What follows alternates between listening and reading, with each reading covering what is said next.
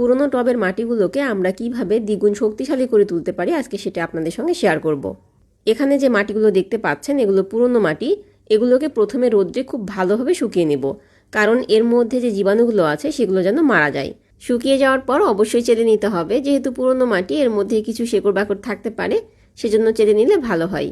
চেলে নেওয়া মাটির মধ্যে দিয়ে দিচ্ছি মোটা বালি। আপনারা চাইলে এখানে চিকন বালিটা ইউজ করতে পারবেন, কোনো সমস্যা নাই।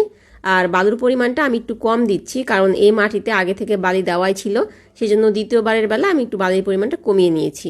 এরপরে দিয়ে দিচ্ছি কোকোপিট আর কম্পোস্ট। আমি এখানে ভার্মি কম্পোস্ট দিয়েছি, আপনারা আপনাদের সুবিধা মতো যে কোনো কম্পোস্ট দিতে পারেন। এই যে এতটুকু দিয়েছি না, এটাই অ্যানাফ একটা মাটি রেডি করার জন্য। এরপরে যেগুলো দিচ্ছি সেগুলো এক্সট্রা, মানে আপনার বাসায় যদি এগুলো থাকে দিবেন, না দিলেও কোনো সমস্যা নেই, কারণ এগুলো তো আমরা প্রতি মাসে খাবার হিসাবে দিয়েই থাকি। সেজন্য মাটি রেডি করার সময় যে দিতে হবে এমন কোনো কথা নেই, আপনি চাইলে পরেও দিতে পারেন। এখানে আমি ফাঙ্গিসাইড ব্যবহার করেছি। অনেক সময় আপনারা জিজ্ঞেস করেন আমি কোন ফাঙ্গিসাইড ইউজ করি, সেজন্য দেখিয়ে দিলাম। আচ্ছা, পরে এখানে আমি কি দিয়েছি সেটা বলে দিচ্ছি। হাড়ের গুঁড়া, নিম খোল আর চা পাতা।